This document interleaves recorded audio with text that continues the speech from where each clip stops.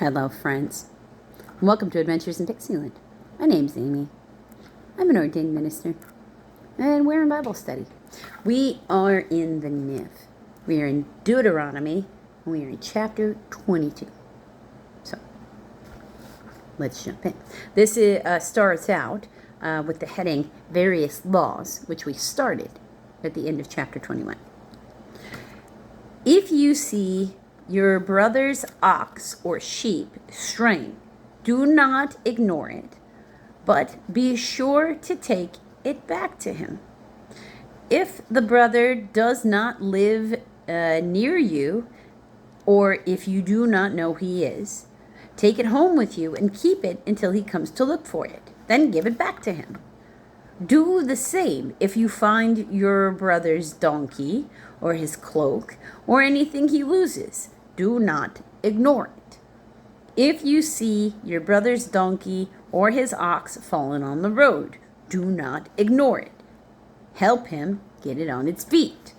A woman must not wear men's clothing, nor a man wear women's clothing, for the Lord your God detests anyone who does this. Now, back in these days, I'm not exactly sure how they would even know, because it's not like pants existed. So it's going to have to be something specific, because most anything that we consider men's or women's clothes these days, they did not consider it then. So I don't know. There's got to be something specific in there. But it's not just clothes, because pants did not exist then. Everybody was walking around in tunics, like long robes that either went to their knees or their ankles. Everybody in this region. In fact, during this time of the world, pants didn't exist yet. You'd have to look up exactly when pants came to be, but it certainly wasn't in the BC era. If you come across a bird's nest beside the road, either in a tree or on the ground, and the mother is sitting on the young or on its eggs, do not take the mother with the young. You may take the young, but be sure to let the mother go, so that it may go well with you, and you may have a long life. Okay, so you can eat the eggs, but you got to leave the bird to make more eggs. When you build a new house, make a parapet around your roof, so that you may not bring the guilt of bloodshed on your house if someone falls from the roof. So that's good. Yep. Design and construction. We like a parapet. That's do not plant two kinds of seeds in your vineyard. If you do, not only the crops you plant, but the fruit of the vineyard will be defiled or forfeited to the sanctuary. Okay? Do not plow with an ox and a donkey yoked together. All right? Do not wear clothes of wool and linen woven together. It's also very specific. Make tassels on the four corners of the cloak you wear. Okay. Yep. That has to do with devotion and like books in the Torah, I do believe, if I'm not mistaken. But it is also a sign that one is like studying and learning within the culture, especially during this time frame. Marriage, well, not this time frame, but pre-church era, which starts with Jesus. Okay. Marriage violations.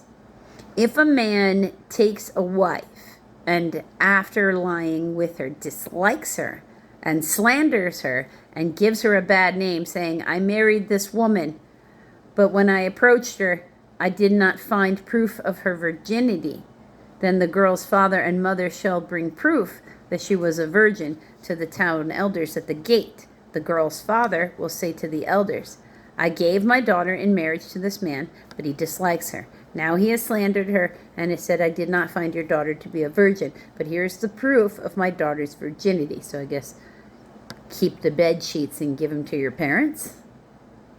Interesting. Then the parents shall display the cloth before the elders of the town, and the elders shall take the man and punish him. They shall fine him 100 shekels of silver. That is about 2.5 pounds, or 1 kilogram. And give them to the girl's father, because this man has given an Israelite virgin a bad name. She shall continue to be his wife. He must not divorce her as long as he lives. If, however, the charge is true, and no proof of the girl's virginity can be found, she shall be brought to the door of her father's house, and there the men of the town shall stone her to death. She has done a disgraceful thing in Israel by being promiscuous while still in her father's house. You must purge the evil from among you. Now, it makes a whole bunch of stuff of what harm could it do, right? Especially for them. I'm not suggesting that we should start, we should bring this back. Don't do it. No. We're not killing anybody. But the context of why was it ever such a big deal? Because you could die. They were going to stone you to death. If, which is why we have in the previous one where if you touch her with that and there's any act of intimacy, congratulations, she's your wife forever. So don't, even if you bought her, even if you captured her, it didn't matter. You weren't allowed to touch her with that part. If a man happens to meet in a town a virgin pledged to be married, and he sleeps with her, you shall take them both to the gate of the town and stone them to death. The girl, because she was in town and did not scream for help, and the man, because he violated another man's wife. You must purge the evil from among you. So at least in that case, he dies too. But if out in the country a man happens to meet a girl pledged to a man and rapes her, only the man who has done this shall die. So, okay. Do nothing to the girl. She has committed no sin deserving death. This case is like that of someone who attacks and murders his neighbor. For the man found the girl out in the country, and though the betrothed girl screamed, there was no one to rescue her. So scream, and you won't die for what they're doing. But you have to scream. Which now you understand why we have, as a society, that expectation of rape victims. Right? Now you know where it comes from. Because you got to know where it comes from if you're going to try to fight where it is. Or if you're even going to decide what to fight. You got to know the source.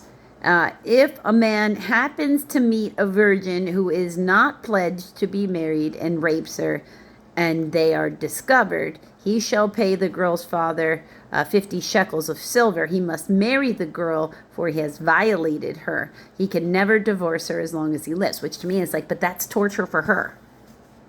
Because now she's married to a rapist. So it's not good. Man is not to marry his father's wife. He must not dishonor his father's bed. So I think they mean not just mom, but stepmom on top of mom, which basically, if he's touched her, she's a no touchy for you, which should be common decency. But remember, the further back in time we go, the less evolved the people were.